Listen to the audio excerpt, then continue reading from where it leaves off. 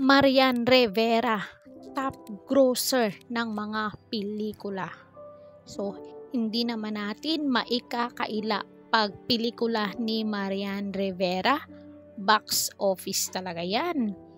Mas marami na nga ang nakapanood ng pelikulang Balota na pinagbibidahan ng kapuso primetime queen na si Marian Rivera nang magsimula itong ipalabas sa mga sinihan noong October 16. Hindi lang yan dahil naging certified top grosser din ang Cinemalaya 2024 film sa opening week nito sa big screen.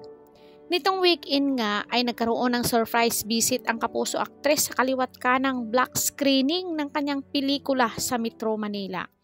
Patuloy na napapahanga ni Marian di lang ang kanyang fans kundi pati na rin ang moviegoers na nakapanood ng pelikula. Komento nga ng isang netizen sa official page ng aktres. I saw the film, you give justice to the role, idol. Congrats!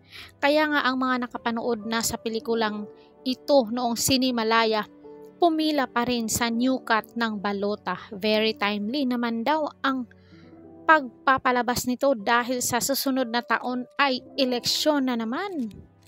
May handog din ang pelikulang Balota na special rate para sa mga guro at estudyante na nais makapanood nito sa piling sinihan. Kaya naman talaga namang ikinatuwa ito ng mga teacher Amy at students. So anong sa inyo dito mga marites? Talaga namang napakagaling ito ni Marian Rivera. Hindi lang tulad nung Rewind na movie nila. Ano yun? Box office. So napakagaling.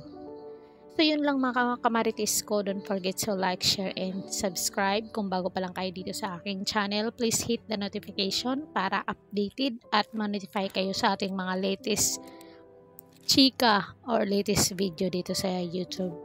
Caridad Official TV. Hanggang sa muli. Thank you so much.